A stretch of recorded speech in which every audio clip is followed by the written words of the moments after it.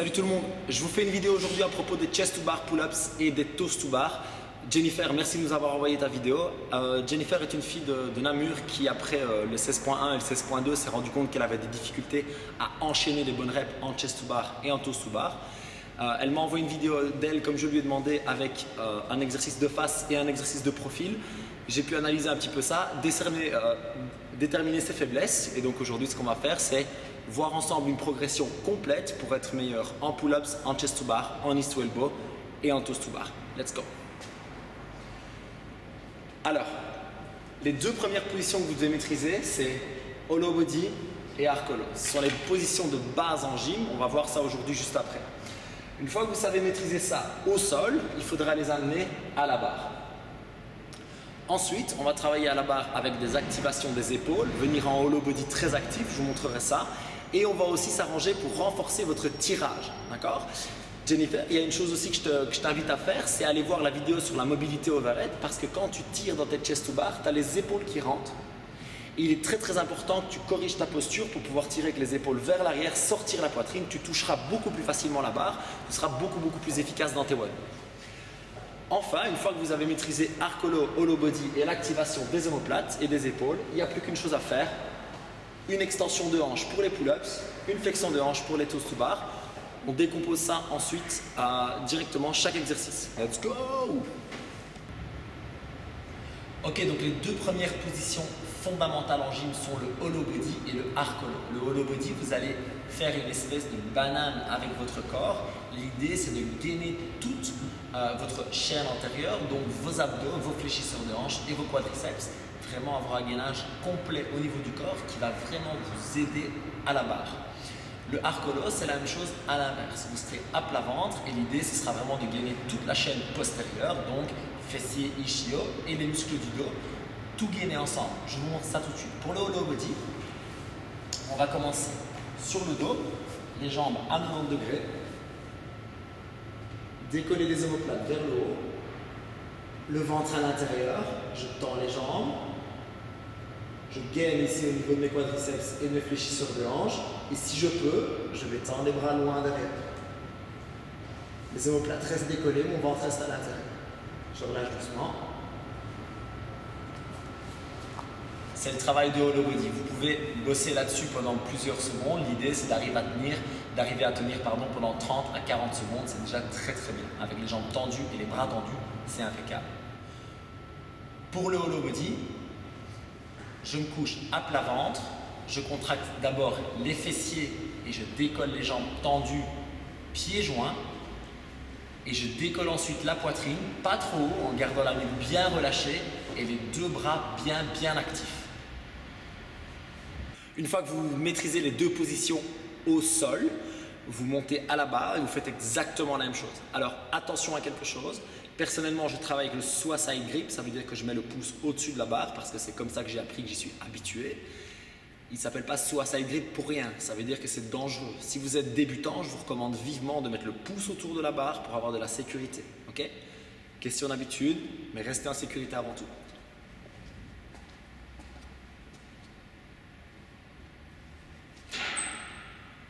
Hollow. Arc hollow. Hollow. Arc hollow. Ici, j'ai fait des temps de travail d'à peu près 1 seconde, 2 secondes maximum. Une fois que vous êtes habitué, vous essayez de garder ces positions pendant 3 à 5 secondes. Quand vous savez garder ces positions 3 à 5 secondes d'affilée, il sera beaucoup plus facile pour vous de faire l'exercice suivant, c'est-à-dire un léger keeping. Léger keeping.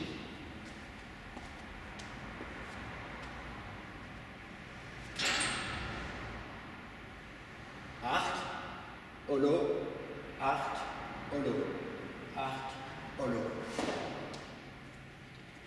Je garde toujours les jambes tendues, toujours les abdominaux actifs. Je suis toujours actif dans les épaules. C'est la base du travail à la barre. Ok, maintenant ce dont vous pouvez avoir besoin, et c'est le cas de Jennifer, c'est avoir besoin d'être plus actif au niveau des épaules et au niveau des grands dorsaux. Je vous montre 3 exercices pour ça. En plus des tirages et des écartés que je vous ai déjà montré dans d'autres vidéos, on va travailler ici avec 2 élastiques et un pipe, 3 tirages différents. Je vous montre ça. Alors pour le premier, je viens mettre bien droit, je tire bien les épaules en arrière, épaules, juste sous la poitrine, les coudes bien vers l'arrière, les omoplates bien placées.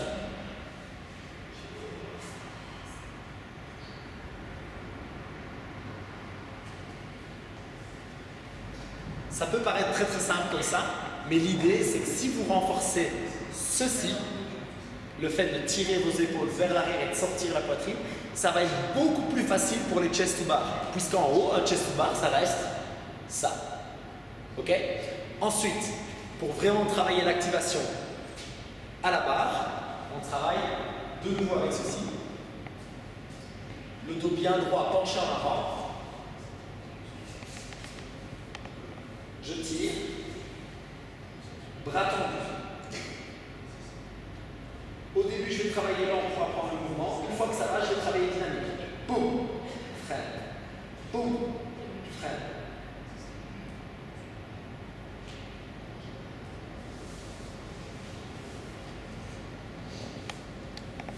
Ceci va vraiment m'apprendre à abaisser la barre et gagner de la puissance quand je vais monter en pull-up, en chest to bar et plus tard en muscle. Le même exercice au sol est très intéressant parce qu'on travaille avec le hollow body.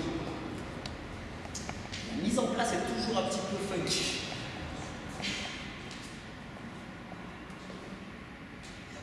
Surtout tout seul, là, merci pour le coup de main. Là. Je fais n'importe quoi. Alors, couchez sur le dos.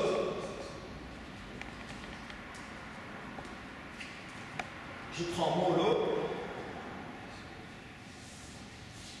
et je pousse.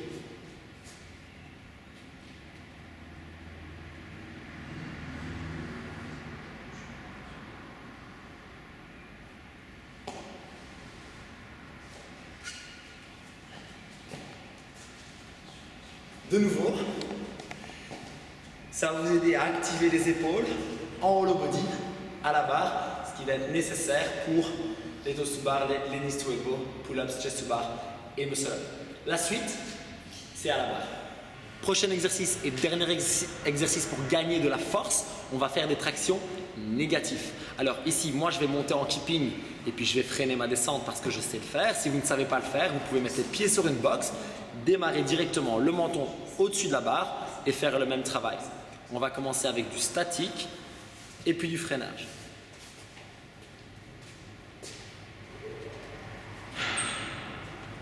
Je bloque au-dessus de la barre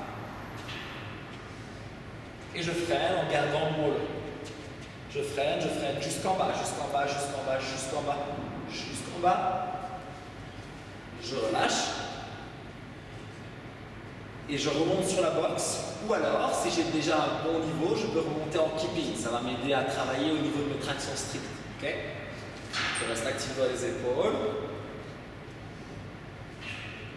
Actif, actif, actif, actif, actif, actif. Et je peux enchaîner direct. Actif, actif, actif, actif, actif, actif. Et je peux lâcher.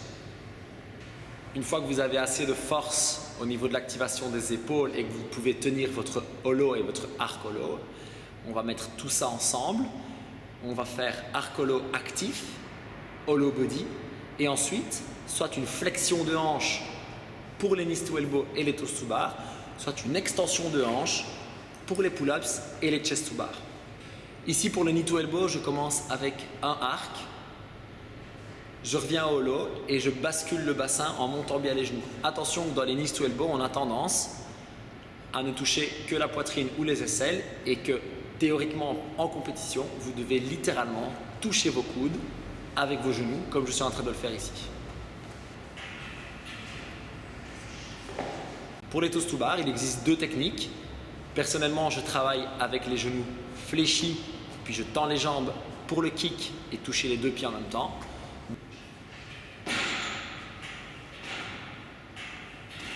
D'autres personnes préfèrent travailler avec les jambes tendues. C'est à vous de voir ce qui est le plus efficace et le plus rapide pour vous.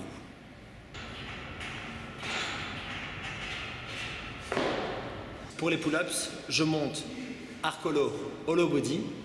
J'ouvre les hanches, je propulse mes hanches, jambes tendues vers la barre. Et c'est ça qui va me faire monter. J'utilise vraiment la vitesse de mes hanches, vraiment le coup d'accélération des fessiers pour monter vers la barre.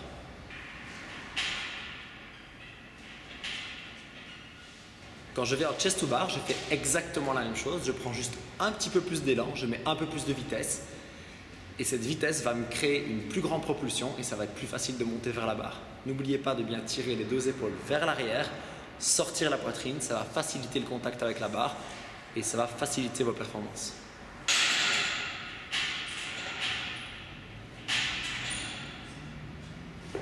On vous fera encore d'autres progressions sur la gym. N'oubliez pas que dans la gym, il y a vraiment besoin d'avoir des bases précises, performantes. Vous devez avoir un hollow body et un arc hollow impeccable. Vous devez pouvoir tenir ça longtemps et être confortable dans ces positions-là avant d'attaquer tout le reste en gym. Jennifer, une chose très importante que je n'ai pas dite. Le problème que tu as dans tes chest to bar pour les enchaîner, c'est que lorsque tu es en haut, tu as les pieds derrière. Regarde la vidéo et regarde sur mes pull-ups et mes chest to bar. Quand je suis en haut, j'ai toujours mes jambes tendues devant moi. Je garde mon hollow body en haut. C'est très très important, c'est ça qui va te permettre de mieux contrôler tes reps et de mieux les enchaîner par la suite. Comme Jennifer l'a fait, merci à elle. N'hésitez pas à m'envoyer vos demandes, vos vidéos. Je me ferai un plaisir d'y répondre par message ou par vidéo. À très très bientôt. Peace!